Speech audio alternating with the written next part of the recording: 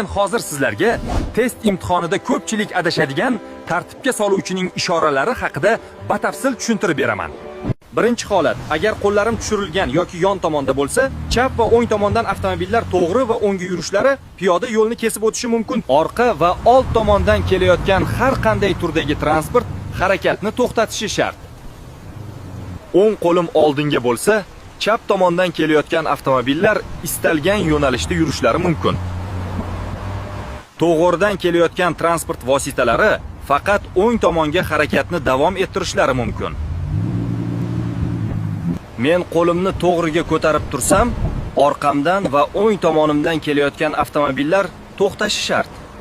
Qo'lim yuqoriga qaratilganda, barcha yo'nalishlardagi barcha harakat ishtirokchilari harakatlanishni to'xtatishi shart. Biroq siz to'xtash chizig'igacha keskin tormozsiz ulgurmasangiz yoki chorrahaga kirgan bo'lsangiz, harakatni davom ettirishingiz mumkin. Svetofor, belgi yoki chiziq mening ishoramga zid bo'lsa, hamma avvalo mening ko'rsatmamga amal qiladi. Savollarni kommentga yozing. Foydali bo'lsa, like bosing va obuna bo'ling.